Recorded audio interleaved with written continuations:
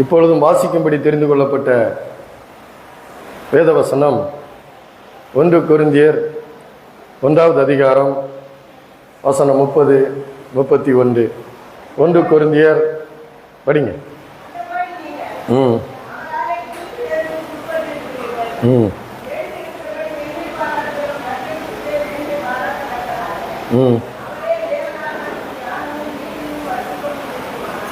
அல்லேலூயா.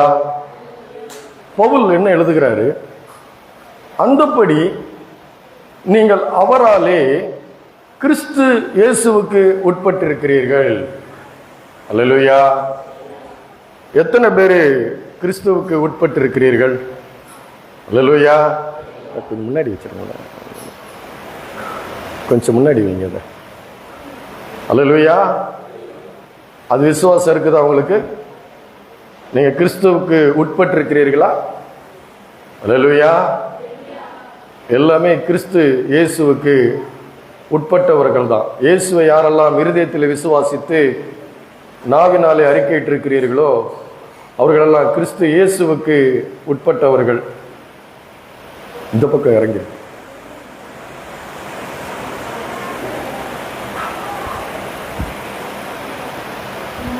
அல்லேலூயா. அப்போ அதனாலதான் பவுல் எழுதுகிறார், கிறிஸ்து இயேசுவுக்கு உட்பட்டு இருக்கிறவர்களுக்கு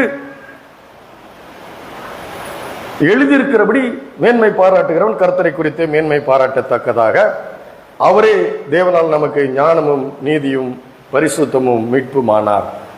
நாம கிறிஸ்து இயேசுவுக்கு உட்பட்டவர்களாக இருக்கிறோம் என்று அவர் எழுதுகிறார். அப்படி எழுதியிருக்கிறவர், அப்படி உட்பட்டு இருக்கிறவர்கள் கர்த்தரை குறித்து மேன்மை பாராட்டுகிறோமா? எழுதியிருக்கிறபடி மேன்மை பாராட்டுகிறவன் கர்த்தரை குறித்து மேன்மை பாராட்டத்தக்கதாக என்று பவுல் எழுதுகிறார். அது மாத்திரமல்ல, அப்படி இயேசு கிறிஸ்துவுக்கு உட்பட்டு இருக்கிறவர்கள் அவருடைய வார்த்தை, அவர் சொல்லுகிற வார்த்தையை குறித்தும் விசுவாசத்தோடு மேன்மை பாராட்டுவார்கள். அப்படி மேன்மை பாராட்டின ஒரு காரியத்தை உங்களுக்கு நான் போன தடவை எடுத்து காமிச்சேன். 2 ராஜாக்கள் புஸ்தகம் 7ஆம் அதிகாரத்தில் அவர் சொல்றாரு, எலியா தீர்க்கதரிசி சொல்கிறாரு, கர்த்தருடைய வார்த்தையை கேளுங்கள்.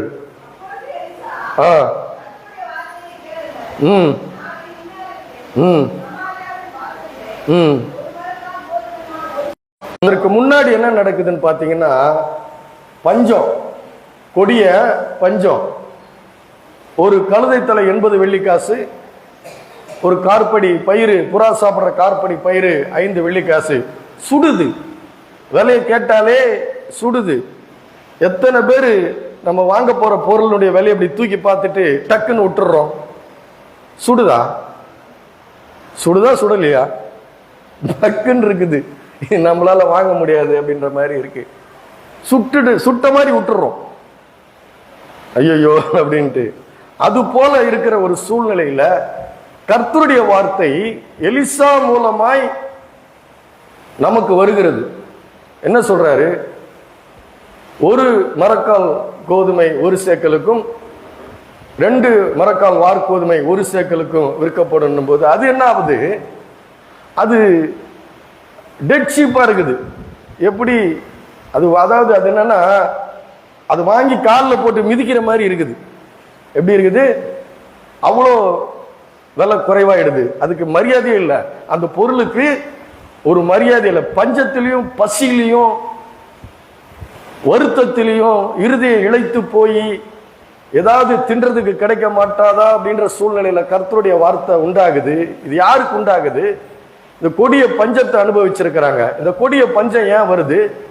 கர்த்தரை விட்டு விலகி அந்நிய தேவர்களை சேவித்து அவர்களுக்கு பலியிட்டு தேவனுக்கு கோபாக்கினை ஏற்படுத்தி எரிச்சலை ஏற்படுத்தின நிமித்தமாக சத்துரு உட்புகுதல் நடக்குது, முச்சரிக்கை போடுறான். இதனாலதான் அது நடக்குது.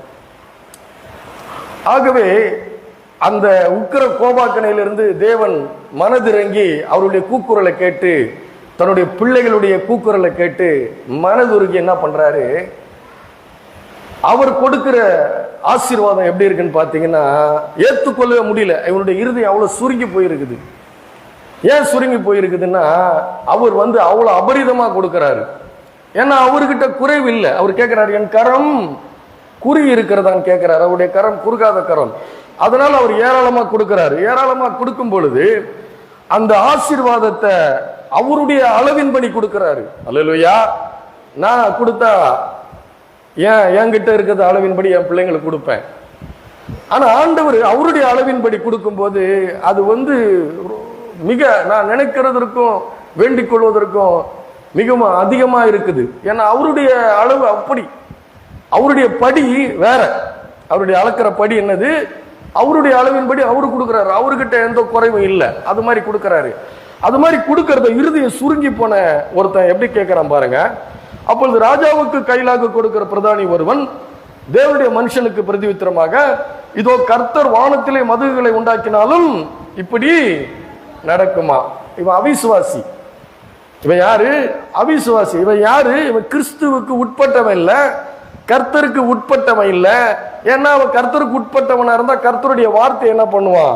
அவன் விசுவாசிப்பான், கர்த்தரை நம்புவான், அவருடைய வார்த்தையை விசுவாசிப்பான், அவருடைய வார்த்தையை ஏற்றுக்கொள்வான், அவருடைய வார்த்தையை மேன்மை பாராட்டுவான். நான் அப்படிதான் உட்கார்ந்தேன். கீழே அப்படி உட்கார்ந்து இருக்கும் போது எங்க பிரசங்கியார் பேசுறதை கேட்டு ஆன்னு உட்கார்ந்துட்டு இருப்பேன். ஏன்னா அவர் தேவ மனுஷன். அந்த தேவ மனுஷன் பேசுறது தேவனுடைய வார்த்தை. அது என் வாழ்க்கையில நடக்கும். நான் உயர்வா இருப்பேன். கழுகுகளை போல செட்டைகள் அடித்து உயர எழும்புவேன். ஓடினாலும் இளைப்படைய மாட்டேன், நடந்தாலும் சோர்வடைய மாட்டேன். நான் நம்புனேன்.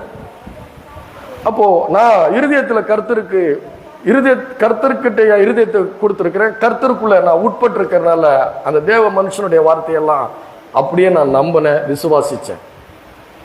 அப்போ என்னுடைய இருதயம் கிறிஸ்துவுக்கு உட்பட்டதா இருக்கிறது. ஆகவே நம்முடைய இருதயம் இப்படி குறுகின இருதயமா இருக்குமாயின் கர்த்தருக்கு உட்பட்டவர்களா இல்லை அப்படின்னா இந்த ஆசீர்வாதத்தெல்லாம், சாத்தியமில்லாத ஆசீர்வாதத்தெல்லாம் சாத்தியமாக்க முடியாது நம்முடைய வாழ்க்கையில.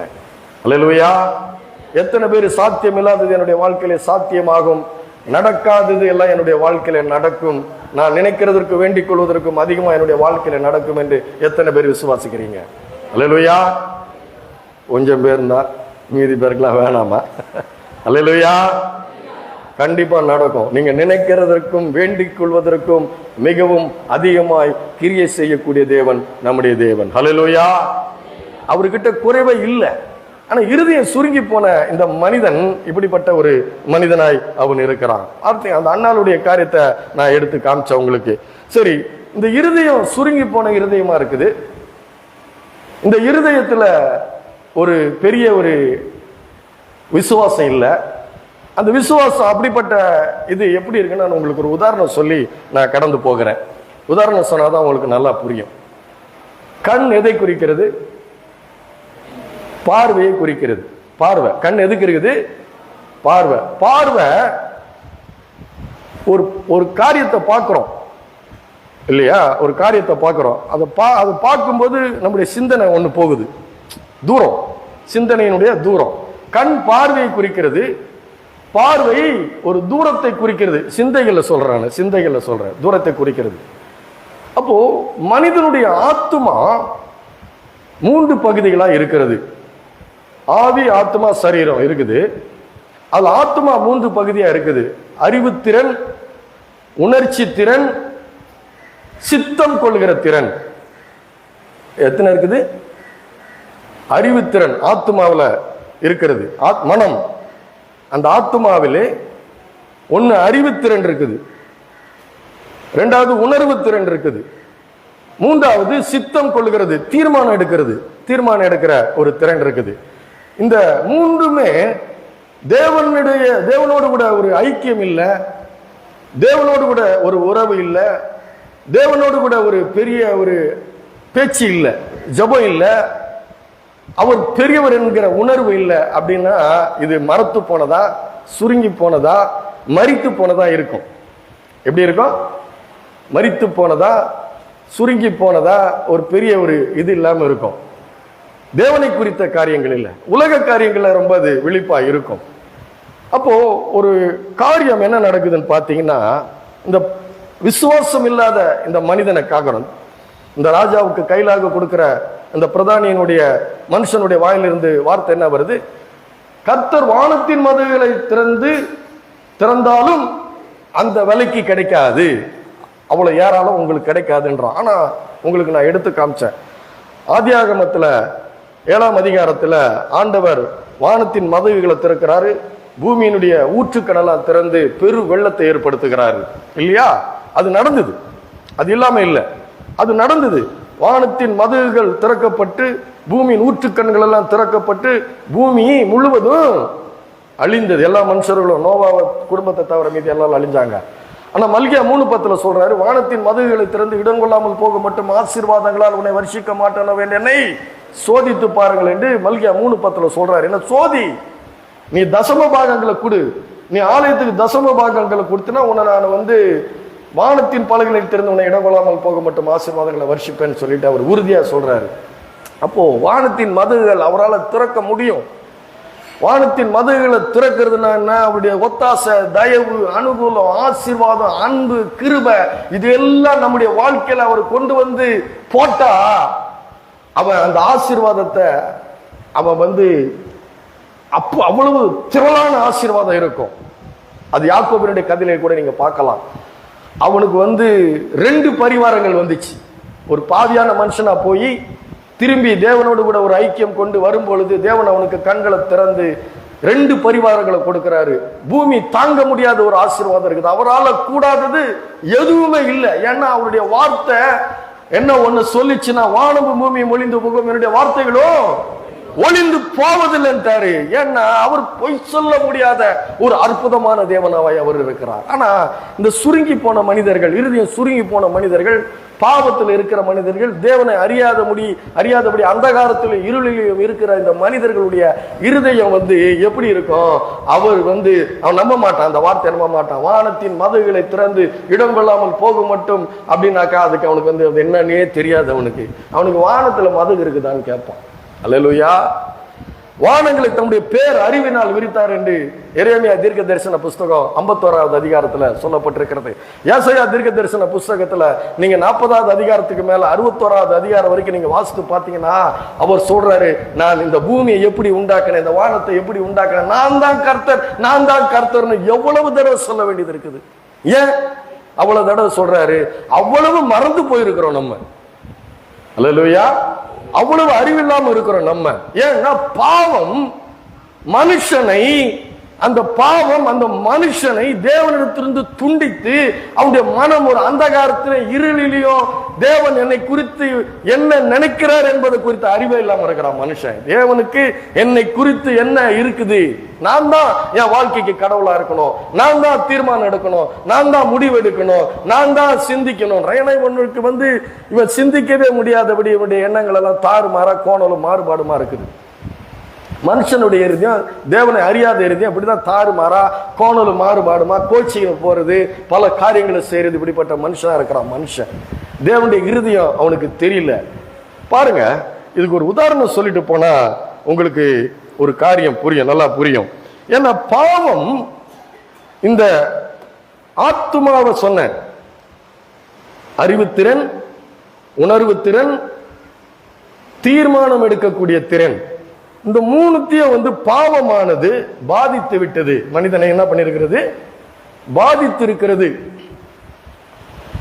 நல்லா எழுதிக்குவாங்க வேணும்னா, அறிவுத்திறன், உணர்வு திறன், தீர்மானம் எடுக்கக்கூடிய திறன். தேவனோடு கூட ஒரு ஐக்கியம் இல்லை, தேவனோடு கூட உறவு இல்லை, தேவனை துதிக்கிறது இல்லை, ஆராதிக்கிறது இல்லை, பெருசா நினைக்கிறது இல்லை. இவை இப்படிப்பட்ட மனிதர்கள், தேவனை அறியாத மனிதருடைய ஆத்துமா இப்படிப்பட்டதாக பாதிக்கப்பட்டிருக்கிறது. அதை தான் நம்ம இன்னைக்கு பார்க்க போகிறோம். அதுதான் இந்த மனிதன். இப்ப சொன்னல, அவர் கர்த்தருடைய வார்த்தை நம்ப முடியாம வானத்தின் மதகுகளை திறந்தாலும் அப்படி நடக்குமா என்று அவன் இது பண்றான். அவன் அப்படிப்பட்ட ஒரு மனிதனாய் அவன் இருக்கிறான். ஏன்னா அது அந்த அறிவுத்திறன் என்பது சொல்றது ஆழ்த்துவம் என்று சொல்லப்பட்டிருக்கிறது. ஆழ்த்துவம்னா மனிதனுடைய ஆழமான இருதயம். ஆழ்த்துவம் சொல்றோம் பார்த்தீங்களா? அந்த ஆழ்த்துவம் என்பது மனிதனுடைய இருதயத்தினுடைய ஆழமான பகுதி கெட்டு போயிருக்குது. பாவ மனிதனுடைய, தேவனை அறியாத மனிதனுடைய இருதயம் ஆழமான ஆழ்த்துவம் என்று சொல்லக்கூடிய, கேள்விப்பட்டிருக்கீங்களா? இந்த ஆழ்த்துவம்ன்ற வார்த்தை கேள்விப்பட்டிருக்கீங்களா? இல்லையா? தெரியாதா? நம்முடைய ஆத்துமாவினுடைய ஆழமான பகுதி பாதிக்கப்பட்டிருக்கிறது.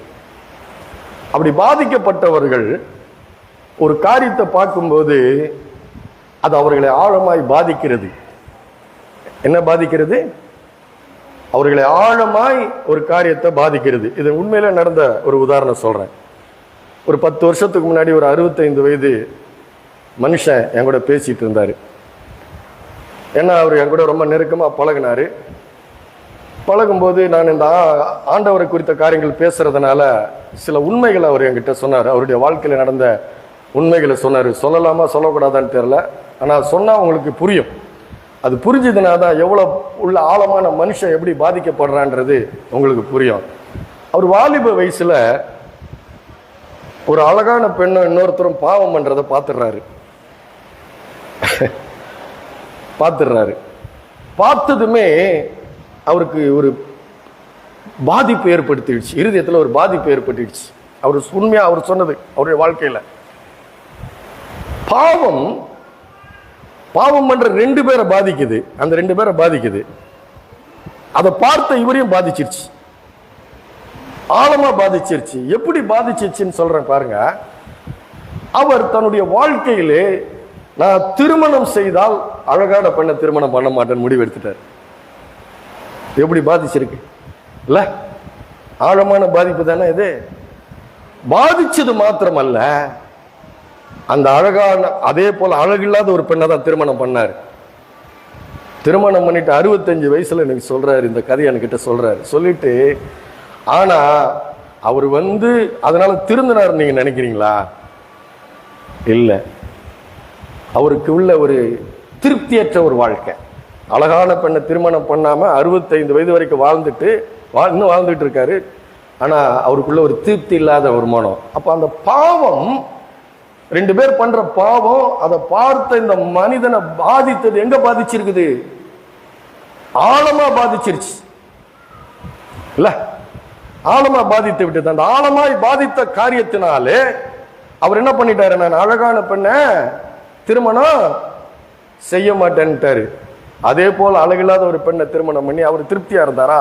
இல்ல, அவர் திருப்தியா இல்ல அவருடைய வாழ்க்கையில. அப்போ பாவம் அந்நிய சக்தி, ஒரு அழிவின் சக்தி, ஒரு தீய சக்தி ஒரு மனிதனை, தேவனை அறிய முடியாத அந்த மனிதனை எவ்வளவு ஆழமாய் பாதித்திருக்கிறது. பாதித்து அவனுடைய வாழ்க்கையில் என்ன பண்ணிட்டாங்க? ஒரு தீர்மானம் எடுத்துட்டாரு. அந்த ஆழமான பகுதி பாதிக்கப்பட்டதுனால, அந்த அறிவுத்திறன் குறைஞ்சதுனால அவருடைய தீர்மானத்தில் என்ன போச்சு? ஒரு தப்பாகி ஒரு திருப்தி இல்லாத ஒரு வாழ்க்கை வாழ்ந்தார்.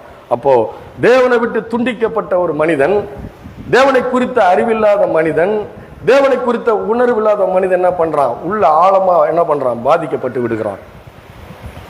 ஆனா தேவனை குறித்த அறிந்த மனிதனா இருந்தா என்ன பண்ணுவான்? ஒரு விசுவாசம் இருக்கும். அவர் சொல்றாரு, நான் உன்னை விட்டு விலகுவதில்லை, உன்னை கைவிடுவதில்லை. சொன்னதை யோசுவாவுக்கு கடைசி வரைக்கும் செய்து முடிச்சாரா? ஆண்டவருடைய வார்த்தையை நம்பினா நம்ம இந்த உலகத்துல ஏற்படுத்துகிற பாதிப்புகள், கேட்கிற நியூஸ், ஒவ்வொருத்தருடைய வாழ்க்கையில நடக்கிற காரியங்கள் எல்லாம் பார்த்து நம்ம ஆள் மனது பாதிக்கப்படுமா? பாதிக்கப்படக்கூடாது. கிறிஸ்துவுக்கு உட்பட்டவர்களாக இருந்தால் இப்படிப்பட்ட எந்த சூழ்நிலைகளையும், நமக்கு எதிராக எழும்பி இருக்கிற எந்த ஒரு சூழ்நிலைகளையும், நம்ம பார்க்கிற எந்த காரியங்களும் நம்ம என்ன பண்ணக்கூடாது? பாதிக்கக்கூடாது. நம்மளை எது பாதிக்கணும்? எது ஆளுகை செய்ய வேண்டும்? கர்த்தருடைய வார்த்தை. அல்லேலூயா. அப்ப சூழ்நிலைகளை பார்த்த அந்த பிரதானி என்ன பண்றான்?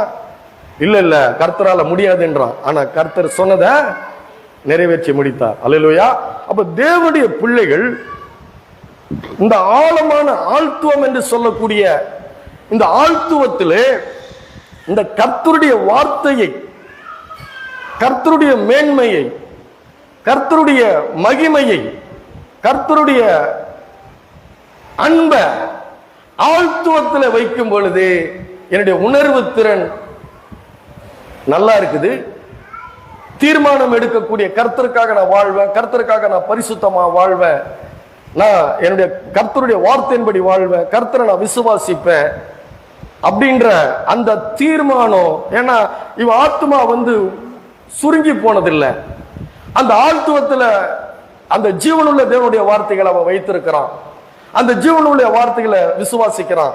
அதனால அவனுடைய உணர்வு திறன் நல்லா இருக்குது, அவனுடைய தீர்மானம் எடுக்கக்கூடிய திறன் நல்லா இருக்குது. எத்தனை பேருக்கு இது புரியுது? அல்லேலூயா. அப்போ அது அப்படி இருக்கும் பொழுது ஒரு மனிதன் எப்படி ஒரு வெற்றிகரமான ஒரு வாழ்க்கையை வாழ முடியும்? கர்த்தருடைய வார்த்தை விசுவாசிக்கிற மனிதனுடைய ஆழ்த்துவத்திலே அந்த வார்த்தை உள்ள போய் என்ன பண்ணும்? அதான் சொல்றாரு, இந்த நியாய பிரமாண புஸ்தகம் உன் வாயை விட்டு பிரியாதிருப்பதாக, இதில் உள்ளவைகள்லாம் செய்யபடி கவனமாயிரு, புத்திமானாய் நடந்துகள், அப்பொழுது உன்னுடைய வழியை வாய்க்க செய்வாய். எத்தனை பேர் சொல்லியிருக்காங்க உன்னால இது முடியுமா, உன்னால இது முடியுமா? எத்தனை பேர் சொல்றாங்க, நம்மளை பார்த்து சொல்றாங்களா இல்லையா? இல்லையா? ஆனா கர்த்தரை கொண்டு, கர்த்தருடைய வார்த்தை கொண்டு நம்மளால ஜெயம் எடுக்க முடியும். ஹல்லேலூயா. அது மாத்திரமல்ல, இந்த பாவம் என்ன பண்ணுது பாத்தீங்கன்னா, இந்த தேவனுடைய மேன்மையை அறிய முடியாதபடி, தேவனுடைய மகத்துவத்தை அறிய முடியாதபடி, இந்த ஆழ்த்துவம் ஆத்மா என்கிற இந்த அதனுடைய ஆழமான பகுதியிலே மனிதன் பாதிக்கப்பட்டிருக்கிறதுனால அவன் ஒரு ஒரு நல்ல உணர்வு இல்லை அவங்கிட்ட. என்ன இல்லை? நல்ல ஒரு பரிசுத்தமான உணர்வு இல்லை. ஏன்னா அவன் பிசாசினுடைய ஆளுகைக்கு உட்பட்டிருக்கிறதுனால ஒரு பரிசுத்தமான ஒரு உணர்வு இல்லை. அது மாத்திரமல்ல, ஒரு நல்ல தீர்மானம் எடுக்கக்கூடிய ஒரு உணர்வு இல்லாத ஒரு மனிதனாய் அவன் இருக்கிறான். அல்லேலூயா. அப்படிப்பட்ட ஒரு மனிதனாய் அவன் இருக்கிறான். அப்படிப்பட்ட மனிதன் உங்களுக்கு நல்லா தெரியும். அந்த மனிதன் கெட்ட குமாரன். 15ஆம் அதிகாரம் விடுங்க, லூக்கா 16ஆம் அதிகாரம்.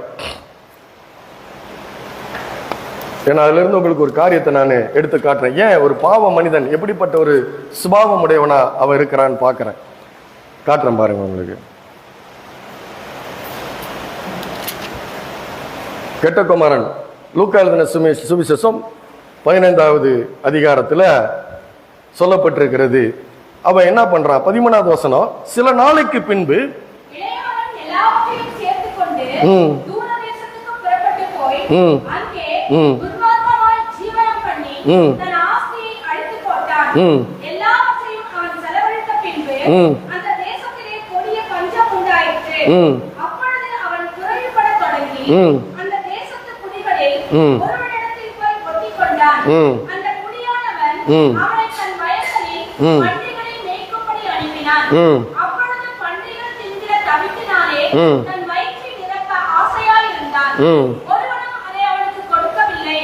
அவனுக்கு புத்தி தெளிந்த போது அவன், என் தகப்பனுடைய கூலிக்காரர் எத்தனையோ பேருக்கு பூர்த்தியான சாப்பாடு இருக்கிறது, நானோ பசியினால் சாகிறேன்.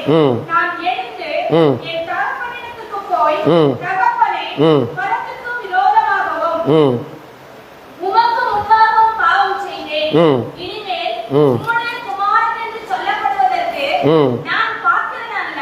உம்முடைய கூலிக்காரரில் ஒருவராக என்னை வைத்துக் கொள்ளும் என்பேன் என்று சொல்லி. அல்லேலூயா.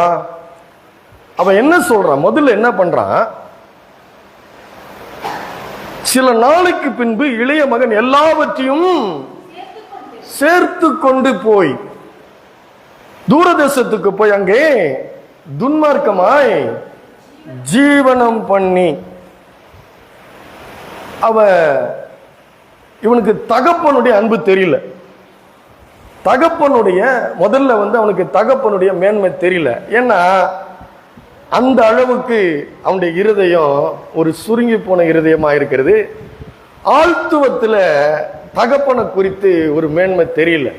தன் தகப்பன் எப்படிப்பட்ட தகப்பன், அவர் எப்படிப்பட்ட ஒரு மேன்மை உள்ளவர், அவருடைய இருதயத்தினுடைய அவருடைய இருதயத்தை அன்பை பார்க்க முடியாதபடி கண்கள் ஒரு தெளிவில்லாதபடி, ஒரு உணர்வு திறன் இல்லாதபடி, தகப்பனை குறித்து ஒரு தீர்மானம் எடுக்க முடியாதபடி உள்ள ஆழ்த்துவம் அவனுக்கு கெட்டு போயிருக்குது. ஆழமான அந்த மனிதன்னா நான் சொல்லியிருக்கிறேன், உள்ள இருக்கிற மனிதன், அந்த ஆழமான மனிதனுடைய இருதயம் கெட்டு போயிருக்குது.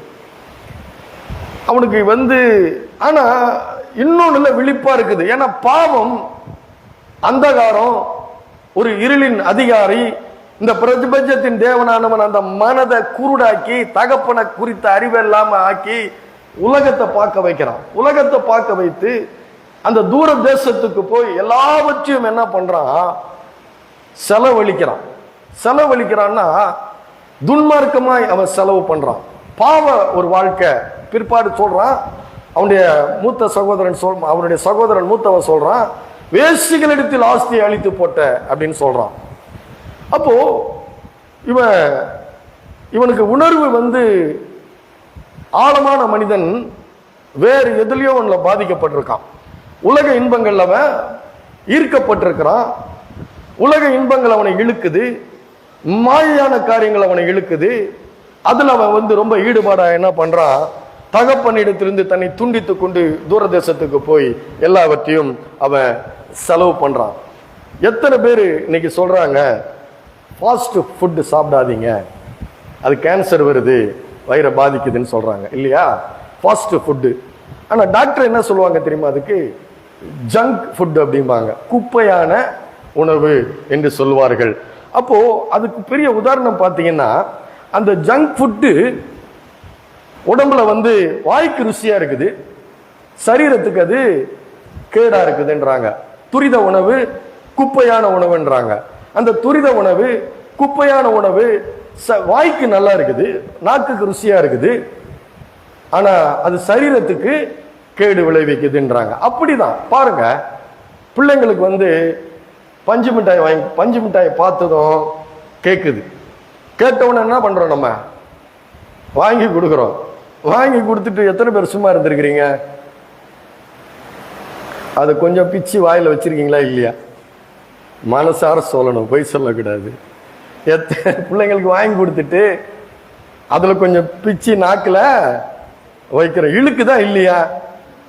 சரி, அந்த பஞ்சு மிட்டாய் இவ்வளோ புஷ்ன்னு இருக்குது, அதை வாங்கி சாப்பிட்டா வாய் நிறையுமா, வயிறு நிறையுமா?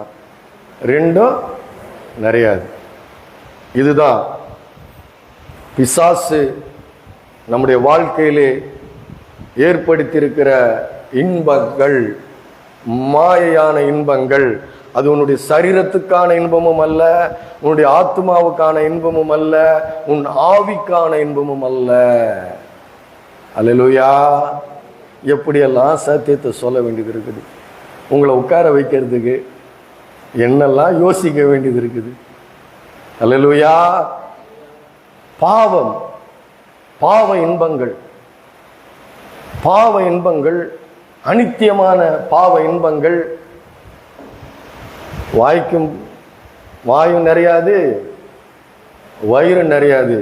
எப்படி இந்த உணவோ அந்த பாவ இன்பங்கள் நம்முடைய ஆத்துமாவை சந்தோஷிப்பிக்கவே கூடாது. முழு அன்பு, அவருடைய மகத்துவம், அவருடைய மாட்சிமை, அவருடைய மேன்மை, இப்படி எல்லாவற்றையும் அவன் என்ன பண்றான்?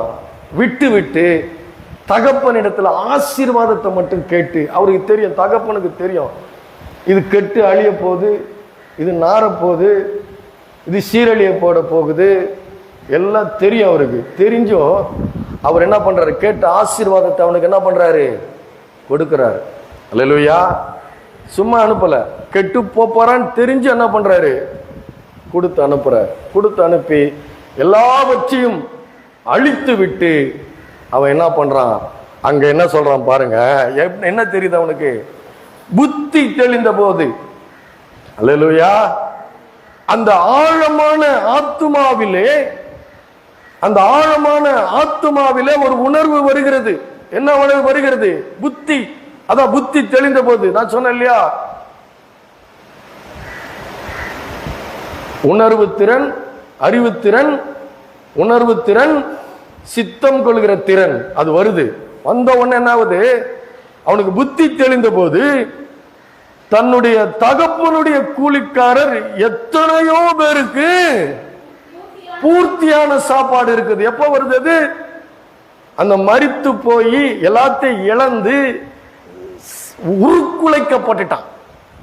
உருக்குலைக்கப்பட்டிருக்கிற ஒரு மனுஷன் உருக்குலைக்கப்பட்டு இருக்கான்னா அந்த உருக்குலைக்கப்பட்ட அந்த நிலைமையில அவனுக்கு ஒண்ணுமே இல்லை. அவனுக்கு யாருமே இல்லை. இப்போ யாருமே இல்லை, எதுவுமே இல்லை. பாவம் செய்யறதுக்கு ஏதோ ஒண்ணு தேவை இருக்குது, யாரோ ஒருத்தர் தேவை இருக்கிறாங்க. அதானே தேவை இருக்குது. பணம் இருக்குது, பலன் இருக்குது. அவன் அதை அனுபவிக்கிறதுக்கு, அந்த மாயான இன்பங்களை அனுபவிக்கிறதுக்கு காட்டன் கேண்டி, அதான் பஞ்சு மிட்டாய், அதுக்கு பேர் காட்டன் கேண்டி. அந்த பஞ்சு மிட்டாய் இன்பங்களை அனுபவிப்பதற்கு ஏதோ யாரோ அவனுக்கு தேவைப்படுகிறது. அதையெல்லாம் அனுபவிக்கிறான். அனுபவிச்சுட்டு இப்ப ஒண்ணு இல்லைன்னு எல்லாம் கைவிட்டுட்டாங்க. பண்டி தின்னுகிற தவிடு இப்ப வயிறு அவனுக்கு தேவனாயிடுச்சு. அவன் கையில இருந்த காசு தேவனாயிருந்தது. அந்த காசு தேவனாய் அது முடிஞ்ச உடனே அவனுடைய வயிறு தேவனானதுனால இப்ப அவனுக்கு அது கூட கொடுக்கறதுக்கு யாரும் இல்லாத பொழுது அவனுக்கு புத்தி தெளியுது. புத்தி தெளிவது என்ன தெரியுது? அதான் அறிவு திறன் வேலை செய்ய ஆரம்பிக்குது. அறிவுத்திறன் வேலை செய்ய ஆரம்பிக்குது, உணர்வு திறன் வேலை செய்ய ஆரம்பிக்குது. தீர்மானம் எடுக்கிறான். என்ன தீர்மானம் எடுக்கிறான்? ஐயோ, என் அப்பா கிட்ட வேலை செய்யற கூலிக்காரங்கிட்ட கூட பூர்த்தியான சாப்பாடு இருக்குது, நான் என்ன பண்ணுவேன் அப்படின்னு சொல்லிட்டு அவன் என்ன சொல்றான்? நான் எழுந்து I will arise and go for my father house. நான் எழுந்து என் தகப்பனுடைய வீட்டுக்கு நான் போவேன். போய் அங்க என்ன சொல்ல போறேன்? தகப்பனே, பரத்துக்கு விரோதமாகவும் உமக்கு விரோதமாகவும் நான் பாவம் செய்தேன். அல்லேலூயா சொல்லிட்டு பாவம் உருக்குலைக்கிறது. மனிதனை உருக்குலைக்குதுன்னா அவன் ஆள் பார்த்தா அழகா இருக்கிறான், திடகாத்திரமா இருக்கிறான், ஆரோக்கியமா இருக்கிறான். அதை பார்த்து நம்ம முடிவு பண்ண முடியாது. நல்லா கவனிக்கணும், நல்லா கவனிங்க. ஒரு ஆள் ஆரோக்கியமா இருக்கிறான், நல்ல திடகாத்திரமா இருக்கிறான், நல்லா இருக்கிறான், நாம அப்படிதான் பார்க்கிறோம். ஆண்டவர் சொல்றார் இல்லையா, மனுஷர் பார்க்கிறபடி நான் பார்க்க மாட்டேன் சொல்றாரா இல்லையா? ஆண்டவர் சொல்றாரா இல்லையா? மனிதன் உருக்குலைக்கப்பட்டது எங்க உருக்குலைக்கப்பட்டான்? எங்க அவனுக்கு மரணம் வந்தது? ஆத்துமாவில மரணம் வந்தது. அல்லேலூயா. பாவம் செய்கிற ஆத்துமா சாகவே சாகும். அல்லேலூயா. அதனால தான் சொல்றேன் நான், மனுஷன் முகத்தை பார்க்கிறான், ஆண்டவரோ இருதயத்தை பார்க்கிறார். அவர்கள் கிரியைகளினாலே அவர்களை அறிவீர்கள் என்று சொல்றார். அல்லேலூயா. அவருடைய கனிகளாலே அவர்களை அறிவீர்கள். கனிகள்னா பிள்ளைங்க இல்ல, அவன் என்ன பண்றான் கவனிக்கணும்ன்றார். ஒரு மனுஷன் அவன் தேவனை அறிந்தவனா இல்ல பாவம் உள்ள மனுஷனா இல்ல தேவனை அறிந்த மனுஷனா? அவன் என்ன அவருடைய கிரியைகளினாலே அவனுடைய கனிகளாலே அவனை அறிவீர்கள் என்றாரு. ஒரு இடத்துல சொல்றாரு, அன்பினாலே கிரியை செய்கிற விசுவாசமே உதவும் என்கிறார். எதுல என்ன எப்படிப்பட்ட விசுவாசம்? அன்பினாலே கிரியை, பெருமையினாலே கிரியை செய்கிற விசுவாசம் இல்ல, அன்பினாலே கிரியை செய்கிற விசுவாசமே உதவும் என்று அவர் சொல்லுகிறார். ஆண்டவர் சாதாரணமானவர்ல, அவரெல்லாம் ஏமாத்த முடியாது. அவர் சொல்றாரு 1 கொரிந்தியர் 8ஆம் அதிகாரத்துல, தேவனிடத்தில் அன்பு கூறுகிறவனோ அவன் தேவனால் அறியப்பட்டிருக்கிறான் என்று அவர் சொல்லுகிறார். அப்ப பாவ மனிதன் நம்ம பார்வையில ஒரு பாவம் உள்ள மனிதனை, பெருமை உள்ள மனிதனையோ, மேட்டிமை உள்ள மனிதனையோ, அகந்த ஆணவ செருக்கு இருக்கிற மனிதனையோ நமக்கு கண்டுபிடிக்கலாம், ஓரளவு கண்டுபிடிக்கலாம். அவனுடைய இருதயத்தை ஃபுல்லா நம்ம கண்டுபிடிக்க முடியலன்னா ஓரளவுக்கு நம்ம கண்டுபிடிக்கலாம். ஆனா அவன் ஆளை பார்த்தீங்கன்னா நல்லா இருப்பான், திடகாத்திரமா இருப்பான், ஆரோக்கியமா இருப்பான். அவனுடைய உள்ளம், அவனுடைய ஆத்துமா என்ன பண்ணதா இருக்குது? மரித்து போனதா இருக்கிறது. அல்லேலூயா. அவனுடைய ஆத்துமா உருக்குலைக்கப்பட்டிருக்கிறது. அவனுடைய ஆத்துமா பாவத்தினால சிதைக்கப்பட்டிருக்கிறது. அவனுடைய சிந்தனைகள் சீர்குலைக்கப்பட்டிருக்கிறது. அவனுடைய சிந்தனைகள் எல்லாம் வீண் சிந்தனை என்று வேதம் சொல்கிறது. இப்படி வீண் சிந்தனை, உருக்குலைக்கப்பட்ட ஆத்துமா, சிதைக்கப்பட்ட ஆத்துமா ஆள பார்த்தா தெரியாது. ஆனா அவனுடைய பாவ கிரியைகள். அதான் சொல்றான் இல்லையா, மூத்த குமாரன் சொல்றான், வந்தவன சொல்றான், வேசிகள் இடத்தில் உன்னுடைய ஆஸ்தி அழித்து போட்டான், அவனுடைய ஆஸ்தி அழித்து போட்டான்னு சொல்றான். இவன் அவனை பத்தி நோட் பண்ணிக்கிட்டே இருந்திருக்கிறான். எங்க அழிக்கிறான், எப்படி அழிக்கிறான், எது மூலமா அழிக்கிறான்னு சொல்லி இவன் இது பார்த்துட்டு இருக்கான். அப்போ வேதமும் சொல்லுது, அவன் துன்மார்க்கமாய் செலவழித்தான். மரித்து போன ஆத்துமா, உருக்குலைக்கப்பட்ட ஆத்துமா, பிசாசினாலே, தீய சக்தினாலே, அந்நிய சக்தினாலே, அழிவின் சக்தினாலே அழிக்கப்பட்ட அந்த ஆத்துமா, உருக்குலைக்கப்பட்டு சிதைக்கப்பட்டு இருக்கிற ஆத்துமா, மரித்து போயிருக்கிற ஆத்துமா, ஒரு அறிவு திறன் இல்ல, உணர்வு திறன் இல்ல, நல்ல தீர்மானம் எடுக்கக்கூடிய திறன் இல்ல. தன் தகப்பன் யாரு, தகப்பனுடைய மேன்மை என்ன, தகப்பனுடைய பரிசுத்தம் என்ன, தகப்பனுடைய மாட்சிமை மேன்மை என்ன, எதுவுமே தெரியாத ஒரு ஆத்துமா எல்லாவற்றையும் துன்மார்க்கமா அழித்து போட்டு எல்லாம் இழந்ததுக்கு அப்புறம் என்ன பண்றான்,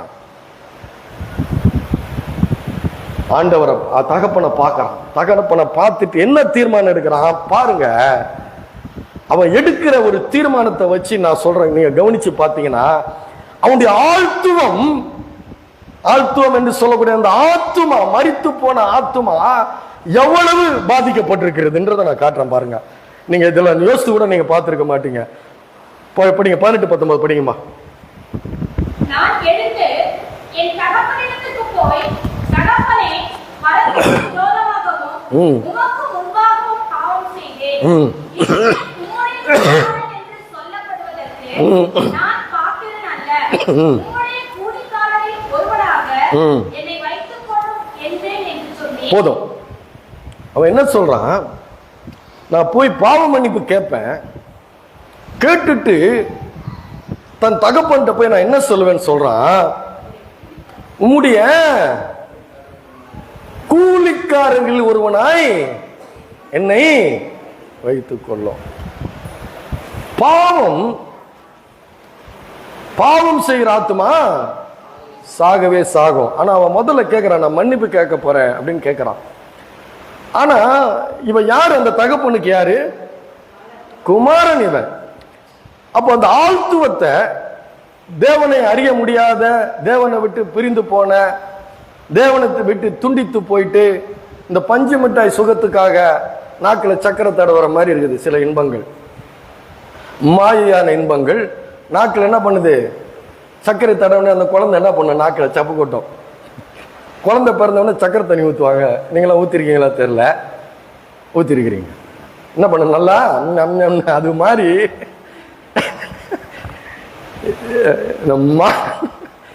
எப்படி சொல்றது, மாயையான இன்பங்கள். பிசாசு என்ன பண்றான், நாக்குல பஞ்சு மிட்டாய் சக்கரை தடவிடுறான். தடவி தேவனை விட்டு துண்டித்து என்ன பண்றான், தூரமாக்கி எல்லாத்தையும் இழக்க வைக்கிறான். என்ன பண்றான், எல்லாத்தையும் காலி பண்ணிடுறான், ஒண்ணுமெல்லாம் ஆக்கிடுறான். இவனை வெறுங்கையனா மாத்திடுறான். மாத்திட்டு பணம் போனா போதும், கழுத இல்ல, பணம் போனா சம்பாதிச்சிடலாம். மனம் எப்படி உருக்குலைக்கப்பட்டிருக்கிறது. ஒரு குமாரனை, ஒரு மகனை தன் தகப்பனிடத்துல வந்து சேரும் பொழுது அவனை எப்படி மாத்தி இருக்குது, கூலிக்காரனா கொண்டு வந்து நிறுத்துது. அல்லேலூயா. நீங்க யாராவது உங்க வீட்டுல போயிட்டு இப்படி வந்து இந்த சிந்தனையோட நீங்க யாராவது உங்க வீட்டுக்கு போவீங்களா? தகப்பன் வீட்டுக்கு போகும்போது, பொம்பளை பிள்ளைங்க தாய் வீட்டுக்கு வரும்போது, தகப்பன் வீட்டுக்கு வரும்போது, இந்த மாதிரி யாராவது வந்து அந்த ஒரு உணர்வோட நீங்க வருவீங்களா? மூணாவது மனுஷன் மாதிரி போவீங்களா? யாராவது வீட்டுக்கு போக முடியுமா? உங்க வீட்டுக்கு போகும்போது யாராவது அப்படி போக முடியுமா? சொந்த வீட்டுக்கு வரும்போது எப்படி வருவீங்க? எவ்வளவு சந்தோஷமா, எவ்வளவு எங்க போனா எங்க அப்பா எப்படி கவனிப்பார், எங்க அம்மா எப்படி கவனிக்கும், எங்க அண்ணன் எப்படி கவனிப்பான், அண்ணி எப்படி கவனிக்குன்னு எனக்கு தெரியாது, எல்லாம் எப்படி கவனிக்கான்னு தெரியும். எல்லாம் அப்படி வந்து அப்படியே சும்மா நெஞ்ச நிமித்துக்கிட்டு வர்றீங்க இல்ல, பொண்ணுங்க வீட்டுக்கு வரும்போது தெரியும் அம்மாக்களுக்கு. அப்போ இவன் எப்படி வர, இவனுடைய மனம் அந்த ஆழ்த்துவம் பாவத்தினாலே பாதிக்கப்பட்டு எவ்வளவு பிசாசு எவ்வளவு ஒரு வஞ்சனையை பண்ணி, எவ்வளவு ஒரு பஞ்சு மிட்டாய் சுகத்தை நாக்கில் வச்சுட்டு அதை அனுபவிச்சு எல்லாத்தையும் இழந்து போயிட்டு ஒரு அடிமையா உருக்குலைச்சி சிதைச்சி அவனுடைய வாழ்க்கையை அழிச்சு ஒண்ணுமில்லாம ஆக்கி தன்னுடைய தகப்பன் வீட்டுக்கு திரும்பி வரும் பொழுது ஒரு கூலிக்காரனை போல வர்றான்னா அவனுடைய ஆழ்த்துவம், ஆழமான அந்த மனது எப்படி பாதிக்கப்பட்டிருக்கிறது. அல்லேலூயா. எவ்வளவு ஒரு ஆழமான ஒரு வேதனை. கொஞ்சம் யோசித்து பாருங்க, கொஞ்சம் யோசித்து பாருங்க, கொஞ்சம் சிந்தனை பண்ணுங்க. எவ்வளவு ஒரு வேதனை. பிசாசு ஒரு மனிதனை எவ்வளவு கூனி குறுக வச்சு அவமானப்படுத்த முடியுமோ அவ்வளவு அவமானப்படுத்துகிறான். அல்லேலூயா. பாவம் செய்கிற வேலை அவ்வளவு கூனி குறுக வைக்கிறான். ஆனா இந்த தகப்பனுடைய அன்பு எப்படிப்பட்ட அன்பா இருக்குது. அவன் பார்த்தீங்கன்னா அவன் தன் தகப்பனிடத்திலே அவன் வருகிறான். வரும்போது அடுத்த வசனம் படிங்க, மெதுவா நிறுத்தி படிங்கம்மா. 20வது வசனம். எடுத்து புறப்பட்டு தகப்பனிடத்தில் வந்தான். அவன் தூரத்தில் வரும்போதே அவனுடைய தகப்பன் அவனைக் கண்டு, அவனுடைய தகப்பன் அவனைக் கண்டு ஒன்னு, இரண்டாவது மனதுருகி, இரண்டாவது, மூணாவது ஓடி, நாலாவது அவன் கழுத்தை கட்டிக்கொண்டு, ஐந்தாவது முத்தம் செய்கிறான். ஒரு வசனத்துல எவ்வளவு காரியங்களை கர்த்தர் சொல்லுகிறார் என்பதை நீங்க கவனிக்கணும். ஒரு வசனத்துல அவன் தூரத்தில் வரும்போது அவன் தகப்பன் அவனை கண்டு, மனதுருகி, ஓடி, கழுத்தை கட்டிக்கொண்டு அவனை முத்தம் செய்தான். அல்லேலூயா. தகப்பனுடைய அன்பு எப்படிப்பட்ட அன்பு. நம்முடைய தகப்பனுடைய அன்பு எப்படிப்பட்ட அன்பு. இந்த அன்பினால ஈர்க்கப்பட்டுதான். அல்லேலூயா. இந்த பரிசுத்தமான கிருபையினுடைய முத்தங்களினுடைய அன்பை அனுபவித்ததனாலதான் என்னுடைய இருதயம் அவர் அண்டை ஈர்க்கப்பட்டது. என்னை அவர்களிடத்துல நான் முழுவதும் ஒப்பு கொடுத்தேன். அல்லேலூயா. எனக்கு தெரியும், காட்டன் கேண்டி சாப்பிட்டவங்களுக்கு தெரியும் எவ்வளவு அவமானம், எவ்வளவு துன்பம், எவ்வளவு இழப்பு, எவ்வளவு வேதனை. இந்த கெட்ட குமாரன் மாதிரி தான் எல்லாத்தையும் அழித்து விட்டு இந்த தகப்பனிடத்துல வரும் பொழுது அந்த தகப்பன் அந்த குமாரனுக்கு என்ன செய்தாரோ செய்து கண்டு மனதுருகி ஓடி கழுத்தை கட்டி கொண்டு அவனை, நம் ஆண்டவராகிய இயேசு கிறிஸ்துவினுடைய அன்பு அதுதான். அல்லேலூயா. அதனாலதான் சொல்றாரு, பாவ பாரத்தை வைத்துக் கொண்டு சொல்றாருல, வருத்தப்பட்டு பாரம் சுமக்கிறவர்களே நீங்கள் எல்லோரும் என்னிடத்திலே வாருங்கள், நான் உங்களுக்கு இளைப்பாறுதலை தருவேன் என்று சொல்லுகிறார். அல்லேலூயா. நான் எல்லாரையும் அவர் வரவேற்கிறார். யாரா இருந்தாலும் சரி, நீ எப்படிப்பட்ட காட்டன் காண்டி, எப்படிப்பட்ட பஞ்சு மிட்டாய், எப்படிப்பட்ட உலக இன்பங்களை நீ அனுபவிச்சு நீ மனம் திரும்பி எப்படி வந்தாலும் சரி, நீ ஒரு அடிமையை போல ஒரு கூலிக்காரனை போல வந்தாலும் சரி, அவர் அதை பத்தி அவர் கவனிக்கிறதே இல்லை. உன்னுடைய இருதயத்துல அவர், உன்னுடைய இருதயத்தை கொண்டு அவர் உன்னுடைய இருதயத்தை அவர் பார்க்கிறாரு. ஆனா பார்த்து அதன்படி உன்னை அவர் அழைக்கல, அதன்படி உன்னை அணைக்கல. அவர் எப்படி அணைக்கிறாரு, உன்னை கண்டு மனதுருகி ஓடி கட்டி கழுத்தை கட்டி கொண்டு உன்னை முத்தம் செய்தனா கிருபையினுடைய முத்தங்களால் உன்னை அணைக்கிறார். அல்லேலூயா. இதுதான் நம்முடைய ஆண்டவராக இயேசு கிறிஸ்துவினுடைய அன்பு. அது மாத்திரமல்ல, அந்த அவனை அப்படியெல்லாம் பண்ணிட்டு இவன் சொல்ற வார்த்தை எதுவுமே அவர் காது கொடுத்து கேட்கல. அல்லேலூயா. காது கொடுத்து கேட்காம அவனுடைய ஆழ்த்துவத்துல இருக்கிற அதை அறிய முடியும். அல்லேலூயா. நம்முடைய இருதயம் கர்த்தருக்கு முன்பாக நிர்வாணமாயும் வெளியரங்கமாய் இருக்கிறது. இருதயத்தின் யோசனைகளை எல்லாம் அவர் என்ன பண்றாரு, வகையா இருக்கிறார். நினைவுகள் எல்லாம் பிக்சர் பெரிய டிவியில பார்த்துட்டு இருக்கிறார். என்னுடைய நினைவுகளை அவர் படமாவே பார்க்கிறாரு. என்னுடைய இருதயத்தின் யோசனைகள் எல்லாம் பிரிச்சு பார்க்கிறாரு. இவன் எவ்வளவு வேதனையோட என்னுடைய குமாரன் வந்திருக்கிறான். இவனுடைய நினைவுகள்ல என்ன பண்றது, ஒரு மூட்டை தூக்குற ஒரு கூலிக்காரனை போல என்கிட்ட வந்திருக்கிறான். இவனுடைய யோசனைகள் எப்படியோ இருக்குது. என்னை ஏற்றுக்கொள்வாரா, இவர் என்னை எப்படி வைப்பாரு, எனக்கு எதுவுமே வேண்டாம், நான் அவர்கிட்ட ஒரு மூட்டை தூக்குற ஒரு கூலிக்காரனா போறேன்ட்டு வர்றான். ஆனா அந்த தகப்பன் தன்னை எப்படி அங்கு வெளிப்படுத்துகிறார் பாருங்க. அவர் தகப்பனை குமாரன் அவர் சொல்றாரு, மறுபடியும் அதை சொல்றான். தகப்பன் அந்த பாவ அறிக்கை பண்றான். அப்பொழுது தகப்பன் தன் ஊழியக்காரரை நோக்கி, அவர் சொல்றது எதுவுமே கேட்கல. 21ஆம் வசனத்துல சொல்ற அந்த அந்த வார்த்தைகளை அந்த தகப்பன் கேட்கவே இல்லை. கேட்காம என்ன சொல்றாரு? தன் ஊழியக்காரரை நோக்கி, நீங்கள் உயர்ந்த வஸ்திரத்தை கொண்டு வந்து இவனுக்கு உடுத்தி. அல்லேலூயா.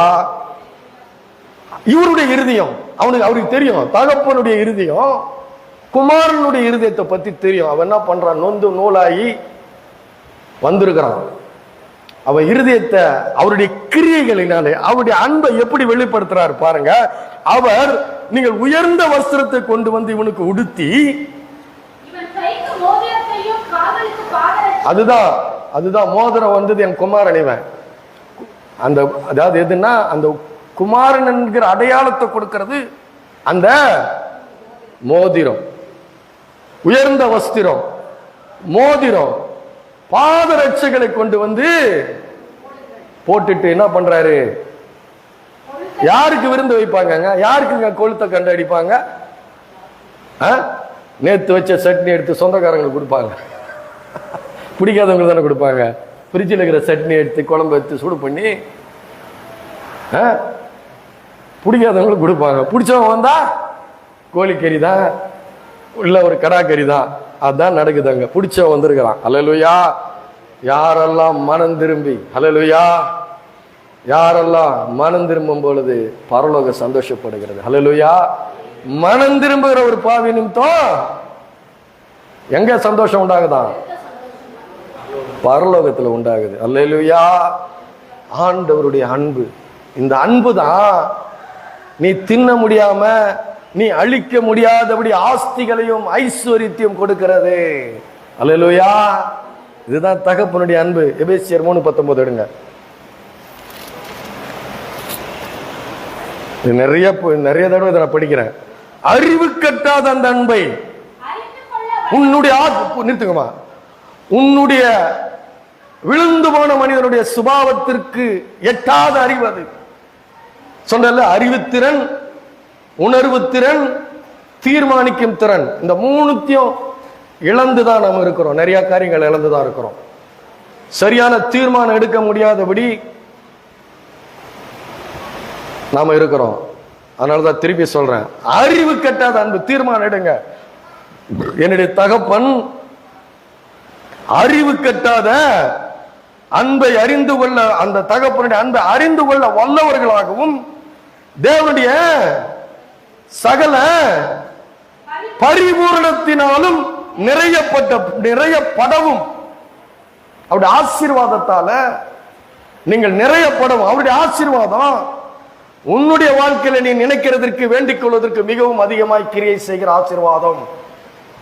உன்னால நினைச்சு கூட பார்க்க முடியாதபடி, நீ உன் பாத்திரம் வேற, நீ வச்சிருக்கிற பாத்திரம் வேற, அவர் கொடுக்கிற பாத்திரம் வேற.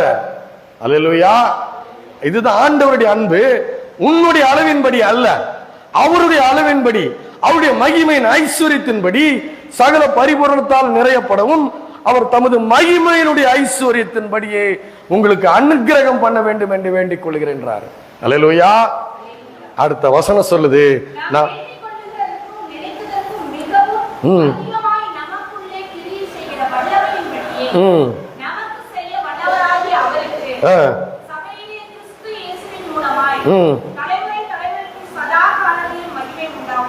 பாருங்க, நினைக்கிறதற்கு வேண்டிக் கொள்வதற்கு மிகவும் அதிகமாக கிரியை செய்யறார். ஏன்?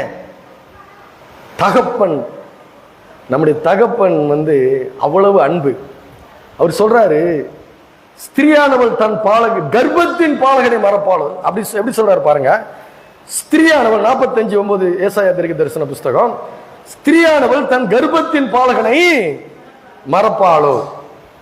அவள் மறந்தாலும் நான் மறப்பதில்லை, நான் மறக்க மாட்டேன். ஸ்திரியானவள் தன் கர்ப்பத்தின் பாலகனை மறப்பாளோ. இந்த பெண்களுக்கு அது என்ன பைத்தியமோ தெரியல. ஆம்பளை பிள்ளைன்னா ஒரு பைத்தியம். அல்லேலூயா. உண்டா இல்லையா? உண்டு. அல்லேலூயா. அந்த அன்பை அவர் குறைக்கவே இல்லை. நாம தான் நம்முடைய தகப்பனுடைய அன்பை சரியா புரிந்து கொள்ள முடியல. நம்முடைய தேவனுடைய அன்பை நம்மளால புரிந்து கொள்ள முடியல. நம்முடைய இயேசுவனுடைய அன்பை நம்மளால புரிந்து கொள்ள முடியல. அவருடைய அன்பு மாறாதது. ஹல்லேலூயா. அவருடைய அன்பு மாறாதது. அதனாலதான் 5 காரியங்களை சொன்னேன். கண்டு மனதுருகி கழுத்தை கட்டிக்கொண்டு அவனை ஓடி அவனை முத்தம். 5 காரியங்கள் சிலுவையிலே 5 காயங்கள் அவர் பட்டார். ஹல்லேலூயா. சிலுவையிலே 5 காயங்களை நமக்காக பட்டார். 5 காயங்கள் அவர் அவர் அவர் அவர் பட்டார். ஹல்லேலூயா. அதனாலதான் அவர் சொல்றாரு, ஒரு இடத்துல சொல்றாரு, ஏசாயா தீர்க்க தரிசன புஸ்தகம் 40வது அதிகாரம் 26வது வசனம் எடுங்க.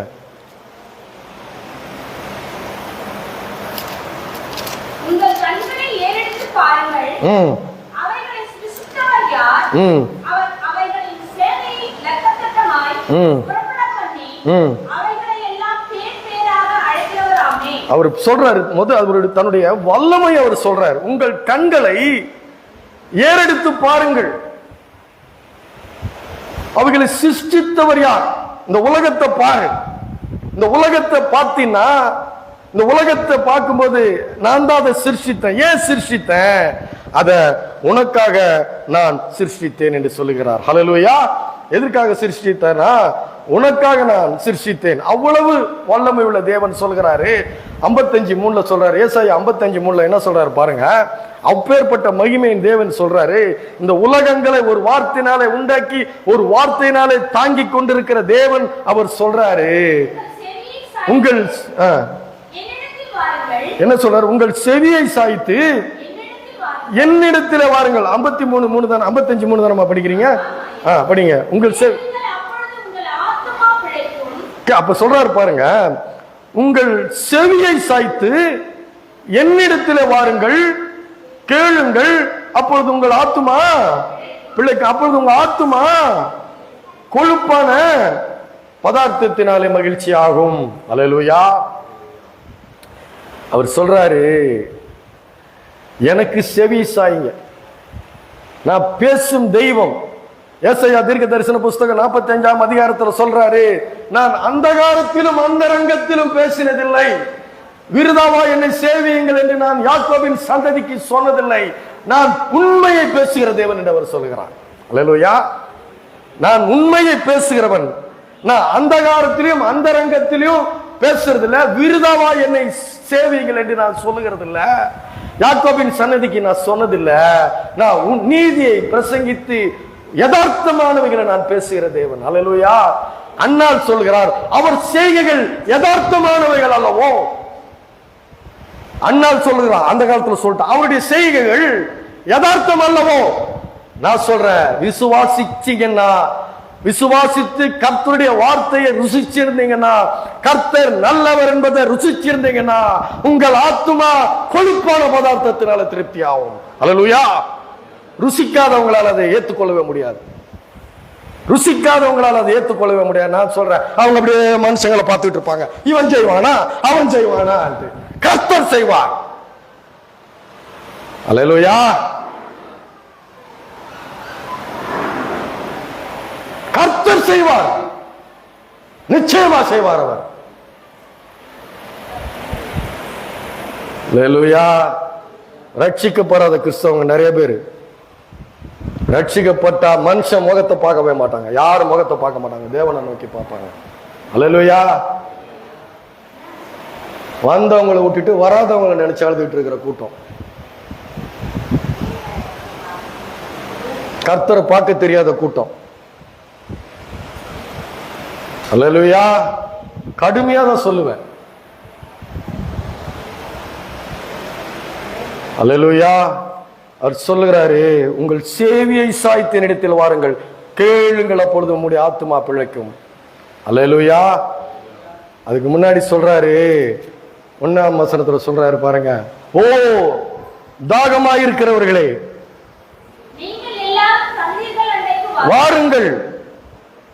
ஏன்னா அவர் சொல்றாரு, பணம் இல்லாதவர்களே நீங்கள் எல்லாரும் வந்து வாங்கி சாப்பிடுங்கள், பணமும் இன்றி விலையும் இன்றி திராட்சரசமும் பாலும் கொள்ளுங்கள். அடுத்த வசனம் சொல்றாரு, நீங்கள் அப்பம் அல்லாததற்காக பணத்தையும் திருப்தி செய்யாத பொருளுக்காக உங்கள் பிரயாசத்தையும் செலவழிப்பானேன். நீங்கள் எனக்கு கவனமாய் செவி கொடுத்து நலமானதை சாப்பிடுங்கள், அப்பொழுது உங்கள் ஆத்மா கொழுப்பான பதார்த்தனாலே மகிழ்ச்சி ஆகும். அல்லேலூயா. அதான் கொடுத்தாரு. உயர்ந்த வஸ்திரத்தை கொண்டு வந்து போட்டாரு, முத்திர மோதிரத்தை போட்டாரு, பாதரட்சியை கொடுத்தாரு, கொளுத்த கண்டு வந்தை கொடுத்தாரு. ஹல்லேலூயா. நான் சொல்றேன், உங்கள் தேவன் எப்படிப்பட்ட அன்புடையவர். ஹல்லேலூயா. அவர் சொல்றாரு, நீ இந்த உலகத்துல பஞ்சு மிட்டாய்க சாப்பிட்டுட்டு காசு கொடுத்து சரீரத்தை வித்து பஞ்சு மிட்டாய வாங்கி சாப்பிட்டு இருக்கிற காட்டன் கேண்டி, அது வாயு நிறையாது வயிறு நிறையாது. உலக இன்பங்கள் வாயு நிறையாது வயிறு நிறையாது, உன்னுடைய சரீரத்துக்கும் கொழுப்பு சேர்க்காது. ஜங்க் ஃபுட், குப்பையான உணவு, ஃபாஸ்ட் ஃபுட், துரித உணவு, துரிதமான வர இன்பம், உலக இன்பம், பிசாசு கொடுக்கிற இன்பம், அவன் கொடுக்கிற பெருமை, அவன் கொடுக்கிற மேட்டிமை, அவன் கொடுக்கிற ஆணவம், அவன் கொடுக்கிற அவதான், அது அகங்காரம். அது நிமித்தமா பைபிள் எடுத்துன்னு போயிட்டு வீடு வீடா அவதூறு பண்றது, கலகம் பண்றது, பிரிவினைய பண்றது ஊழியக்காரன் செய்யற வேலையா? மேன்மைக்கு தேடுறீங்களா? மேன்மை தேடி பைபிள் எடுத்துன்னு போய் வீடு வீடா போய் கலகம் பண்றது, பிரிவினை பண்றது, அவதூறு பரப்புறது, இதெல்லாம் ஊழியக்காரன் செய்யற வேலையா? இல்ல ஊழியக்காரங்க செய்யற வேலையா? ரட்சிக்கப்படாத ஊழியக்காரர்கள் நான் சொல்லுவேன், பயம் கிடையாது. கர்த்தர் மேல பயம் கிடையாது. கர்த்தருக்கு பயப்படுகிற பயம் கிடையாது. ஒரு மனுஷன் இல்ல, என்னெல்லாம் நடந்துகிட்டு இருக்குதுங்க. அல்லேலூயா.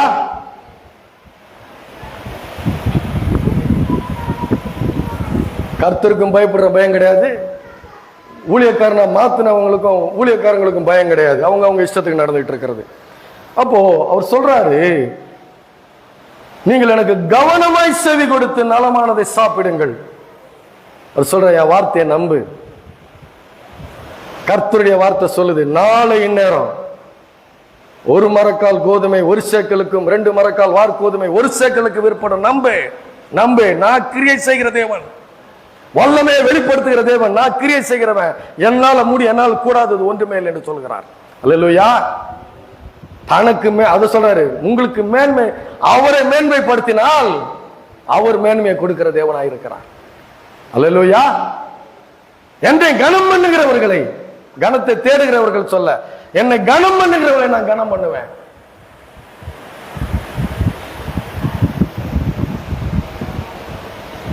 என்னை கனயனம் பண்ணுகிறவர்கள் கனயனம் பண்ணப்படும். கர்த்தருக்கு காத்திருக்க வேண்டும். யாரா இருந்தாலும் கர்த்தருக்கு காத்திருக்க வேண்டும்.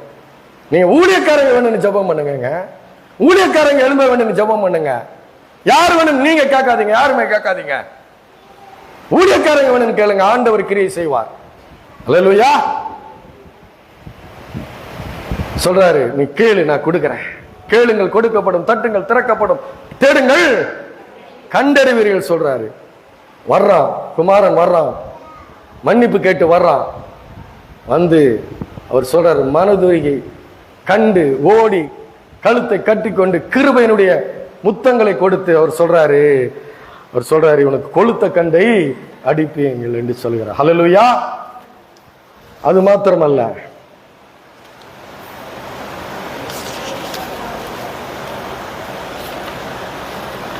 சொல்றாரு வசனம், அந்த காரியங்கள் என்னன்னா, எனக்கு கவனமாய் செவி கொடுங்கள் என்று சொல்லும் பொழுது அவர் என்ன சொல்றாரு, வாக்குத்தத்தங்களை சொல்லுகிறார்.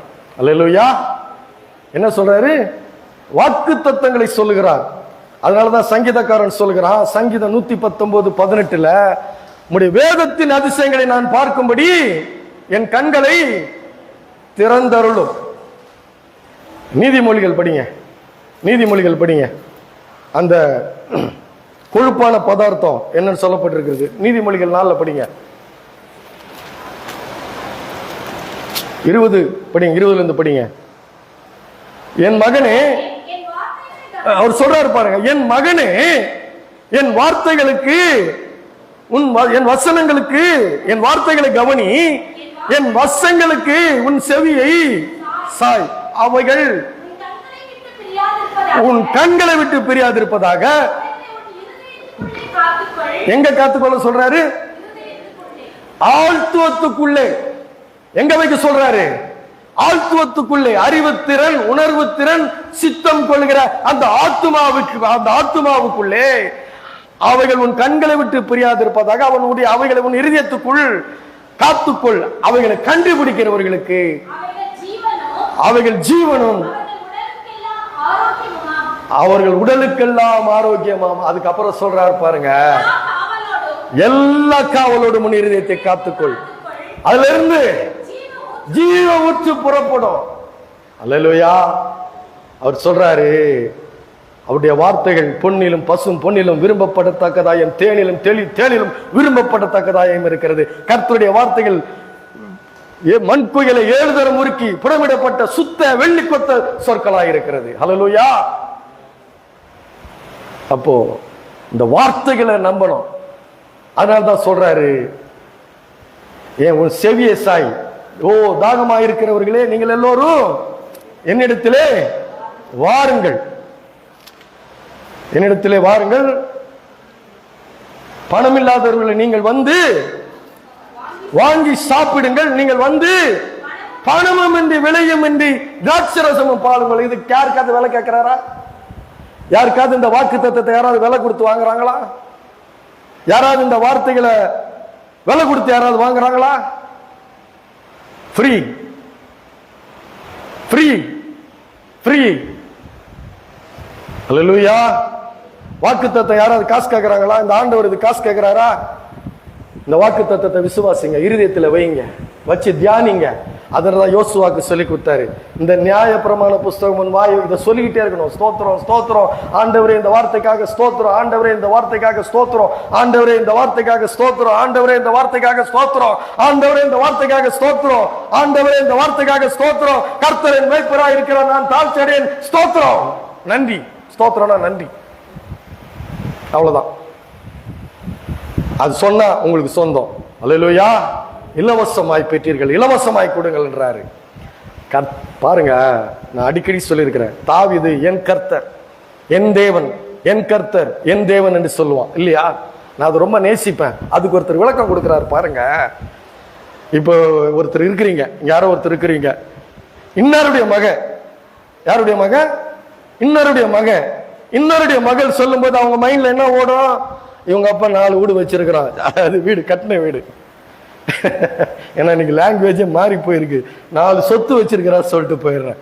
4 சொத்து வச்சிருக்கிறாரு. இன்னாருடைய மகன், அவருக்கு என்ன இருக்குது? 4 சொத்து இருக்குது. என் தேவன் என்று சொல்லும் பொழுது அவர் வானத்துக்கு பூமிக்கும் சொந்தக்காரர். ஹல்லேலூயா. என் தகப்பன், என் தேவன், என் கர்த்தர், என் ரட்சகர், என் மீட்பர் என்று சொல்லும் பொழுது இந்த வானத்துக்கு பூமிக்கும் அவர் சொந்தக்காரர். ஹல்லேலூயா. நான் அவருடைய பிள்ளை, அவராலே அழைக்கப்பட்டவன், அவராலே தெரிந்து கொள்ளப்பட்டவன், அவராலே ரட்சிக்கப்பட்டவன், அவராலே மீட்கப்பட்டவன். நான் யார் அப்ப? சாதாரண ஆளா? அல்லேலூயா. என் கர்த்தர் என் தேவன் புரியுதா உங்களுக்கு? இப்ப புரியுதா? அல்லேலூயா. அதான் கர்த்தருடைய அன்பு. அவர் தான் சொல்றார், நானே உன் தேவன். அல்லேலூயா. உன் தேவனாகிய கர்த்தர். அதனால அவர் தான் சொல்றாருங்க, நான் சொல்லல. அவரு தான் முதல்ல சொல்லி கொடுக்கிறார், உன் தேவன் நான் தான்பா, இந்த வானத்தையும் பூமியை உண்டாக்கின தேவன் நான் தான்பா. உனக்கு நீ நினைக்கிறதற்கு வேண்டிக் கொள்வதற்கும் மிகவும் அதிகமாய் உனக்கு நான் கிரியை செய்து உன்னை நன்மைகளாலே ஆசீர்வாதங்களை என்னால நிரப்ப முடியும். ஆனா நீ ஒன்னே ஒண்ணுதான் செய்யணும், மனம் திரும்பி வா, இருதயத்தை என்கிட்ட கொடு. அந்த இருதயத்தை நான் பூரி பார்க்கிறேன். கூலிக்காரன வர்ற இருதயத்தை அவர் பூரி பார்க்கிறாருங்க. அவருடைய வார்த்தைகளால் அவர் தாங்க பூரி பார்க்கிறாரு. இவனுக்கு தெரியலாதுங்க. இவனுடைய என்ன இறுதி ஆழ்த்துவம் என்ன பண்ணிருக்கு? செத்து போயிருக்கு. கூலிக்காரன் வரான், நான் மூட்டை தூக்குறேன்னு வர்றான். ஆனா அவருடைய இருதயம் எப்படி இருக்குது? அல்லேலூயா. 2 கையில சிலுவையில கொடுத்த தேவன் அவர். சிலுவையின் மூலமாய் சம்பாதித்து கொடுக்கிறார் அவர். அல்லேலூயா. சிலுவையில சம்பாதித்து கொடுத்தார், வெற்றியை சம்பாதித்து கொடுத்தார், ஆசீர்வாதத்தை சம்பாதித்து கொடுத்தார், தேவனோடு கூட ஒப்புரவாக்குதலை சம்பாதித்து கொடுத்தார், பிதாவோடு கூட ஒப்புரவாக்கி விட்டார் அவரு. ஹல்லேலூயா. அதான் அவருடைய அன்பு, இயேசுனுடைய அன்பு. குமாரன் இப்படி வர்றான், மூட்டை தூக்குறவனா வர்றான், அதெல்லாம் இல்லப்பா, வா என் புள்ளதான். ஹல்லேலூயா. அதான் சொல்றாரு பவுல், குமாரனுடைய சாயலுக்கு ஒப்பான சாயலாய் மாற்றுகிறவர் நம்முடைய தேவன். ஹல்லேலூயா. இயேசு கிறிஸ்துவுக்கு உட்பட்டிருக்கிறவர்களுக்கு இவ்வளவு ஏராளமான ஆசீர்வாதங்கள் இருக்கிறது. எத்தனை பேர் விசுவாசிக்கிறீங்க? அல்லேலூயா. அப்போ அவர் ஏராளமா கொடுக்கறத உங்களால நம்ப முடியுதா? ஒரு மரக்கால் வார்கோதுமை ஒரு சேக்கலுக்கும் அப்படின்னா என்ன? நீ ஒரு பவுன் வாங்கலாம் நினைச்சிட்டு இருப்ப. 100 பவுன் வாங்கக்கூடிய ஆசீர்வாதத்தை உன் வாழ்க்கையிலே அவர் கொடுக்கக்கூடியவர். ஹல்லேலூயா. ஒரு 20 வருஷத்துக்கு முன்னாடி எல்லாத்தையும் கொடு, உன் கழுத்துல இருக்கிறது காதல் இருக்கிறதுலாம் கொடு, ஒரு ஒத்தக்கல் செவுறு வச்சு ஒரு கிச்சனு ஒரு வீடு கட்டிட்டு நம்ம பிள்ளைங்களோட போய் அங்கே இருந்தெல்லாம் நினைச்சேன். அவர் கொடுத்தாரு, அவர் லெவலுக்கு கொடுத்தாரு. ஹல்லேலூயா. அதுதான் நம்முடைய ஆண்டவர். நம்ம எண்ணம் கெப்பாசிட்டி பெருசாக்கணும்.